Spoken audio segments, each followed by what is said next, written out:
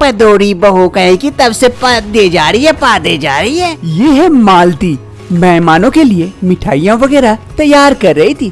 तभी इस घर की नई बहू सुमन वहाँ पहुँच जाती है। अरे माँ जी, आप क्या कर रहे रसोई में? मैं कर देती हूँ, लाइए। अरे नहीं नहीं बहू, ये मैं कर लेती हूँ। आज शाम को घर में मेहमान आने वाले हैं, उनके लिए मिठाइयाँ वगैरह बना रही हूँ। एक काम कर, तू चाय बना दे। तेरे ससुर जी बैठे होंगे हॉल में, उन्हें देकर आ। और इधर जरा ध्यान रखना, मक्खी वगैरह ना बैठे। मैं अभी आती हूँ। सास मालती वहाँ से चली जाती है और इधर बहू सुमन चाय बनाने लगती है। लेकिन सुमन की नजर उन मिठाइयों पर थी। बहुत ही सुंदर सुंदर और स्वादिष्ट मिठाइयाँ उनकी सास बना के रखे थे मेहमानों के लिए। बार बार सुमन उन मिठाइयों को देख रही थी और मन ही मन ललचा रही थी। अरे इतनी सुंदर सुंदर और स्वादिष्ट मिठाइयाँ सासू माँ ने बनाई है, क्या मैं इन्हें चख कर देख लूं? अरे नहीं नहीं, फिर सासू माँ ने देख लिया तो फिर वो मुझे बुरा समझेगी। अभी अभी तो शादी करके आई हूँ। सुमन चाय बनाते बनाते उन मिठाइयों पर बार बार नजर जा रही थी। खुद को न संभाल पाकर सुमन आ जाती है एक मिठाई चखने के लिए।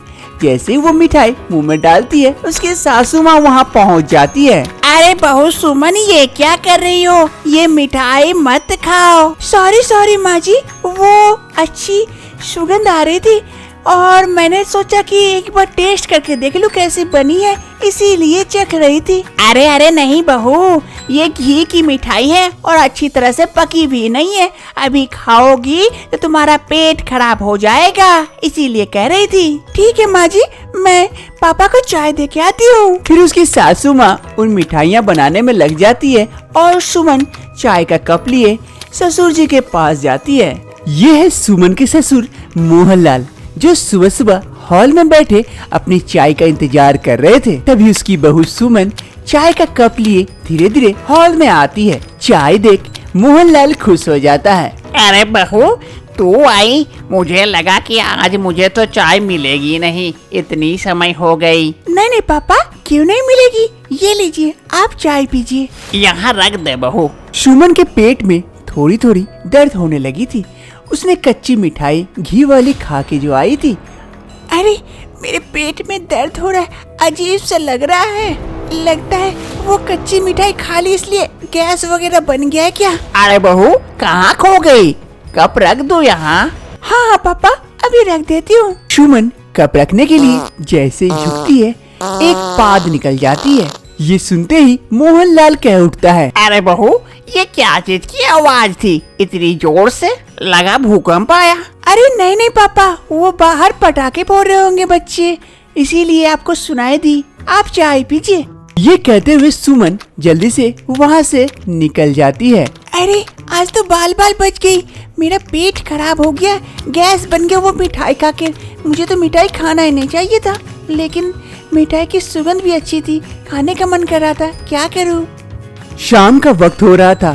सुमन के पति संतोष अपने रूम में बैठे थे। तभी सुमन आती है चाय का कप लिए। ये लीजिए संतोष जी, आपका चाय। ओह थैंक यू, आकर बैठो तो थोड़ा सा। अरे नहीं नहीं, आज मेहमान आने वाले, शायद आ गए होंगे, मुझे जल्दी है। आप चाय पीजिए, मैं जाती हूँ वहाँ। अच्छा बाबा ठीक है, तुम जाओ, मैं यहाँ अकेले चाय पी लेता हूँ। सुमन अपने पति संतोष को चाय का कप दिए पीछे मुड़कर जाने वाली होती है कि एक पाद छोड़ जाती है। सुमन तो वहाँ से चली जाती है जल्दी से, लेकिन उसका पति संतोष ये क्या कर दी सुमन? इतनी गंदी पाद छोड़ गई, पेट खराब हो गया क्या तेरा? मालती के घर मालती की दो सहेलियाँ आई हुई थी उसकी बहू को देखने के लिए। और बताओ, तुम लोगों का कैसा चल रहा है सब कुछ? अरे हम लोग का तो ठीक चल रहा है। हम लोग जिस काम के लिए आए वो तो कर, अपनी बहू को तो दिखा। कब से इंतजार कर रहे तेरी बहू का। हाँ हाँ मालती, जरा अपनी बहू को तो बुला। अरे अभी बुलाती हूँ। अरे सुमन, सुमन बहू, जरा मेहमानों के लिए कुछ लेके आओ, नाश्ता वगैरह। आई माँ जी। अरे सासू माँ बुला रही है, मुझे जाना चाहिए, पहले ये समोसा तो खत्म कर लूं। सुमन किचन में आकर खुद को नहीं संभाल पाती, इतने अच्छे अच्छे पकवान देखकर और सभी चीजों को थोड़ा थोड़ा करके टेस्ट करती है। अरे इसे लेके चली जाती हो, नहीं तो सासू माँ आ जाएगी। फिर सुमन समोसा का एक प्लेट लेकर जाती है मेहमानों के लिए। सुमन नाश्ता के लिए मिठाइयाँ वगैरह लेकर आती है।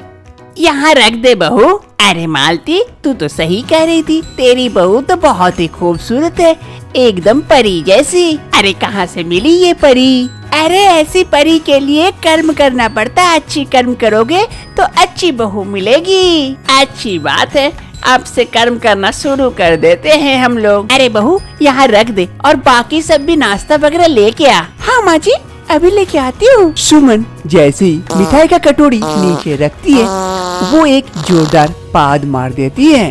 अरे ये कैसी आवाज है? सुमन खुद को बचाते हुए कहती है। अरे वो चाची कटोरी रखी ना, उसी की आवाज है। फिर सुमन जल्दी से वहाँ से चली जाती है। ऐसे ही सुमन 2-3 बार आती है, मिठाइयों का कटोरी लेकर और रखती है, और जैसे ही नीचे झुकती है उसकी पाद निकल जाती है।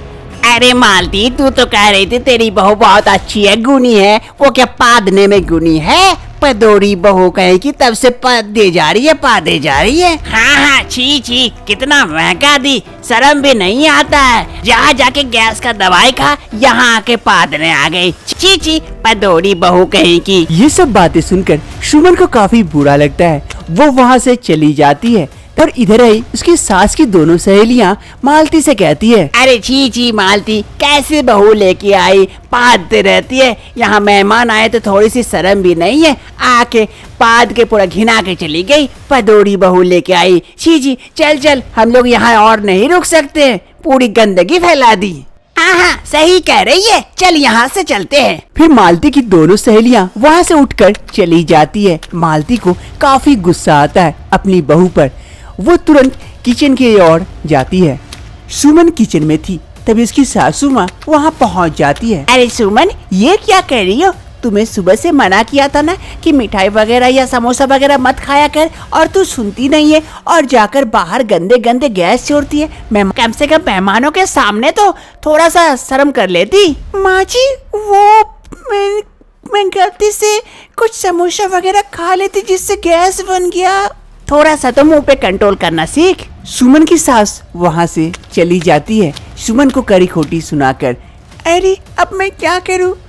मैं ये देखकर लालच में आ गई और खा गई, जिसके कारण माँ जी को कितना बदनामी सहना पड़ा होगा। फिर सुमन यहाँ से चली जाती है। सुमन कमरे में आ जाती है। अचानक से उसका पेट दर्द काफी करने लगता है। पेट में शायद गैस बन गया था, जिस कारण से सुमन का पेट दर्द काफी बढ़ जाता है। माँ, इतनी पेट में दर्द होने लगी। तभी सुमन का पति कमरे में पहुंचता है। सुमन की ऐसी हालत देख उससे पूछता है, अरे सुमन, क्या हो गया तुम्हें? तुम्हारे पेट में दर्द हो रहा है क्या? फिर सुमन सारी बातें दिन भर जो भी हुई थी अपने पति को खुलकर बता देती है। अरे सुमन, ऐसे तुम्हें नहीं खाना चाहिए ना। और छोड़ो, तुम्हारे पेट में गैस बन गया होगा, जिस कारण से अब तुम्हारे पेट में भी दर्द स्टार्ट हो गया है।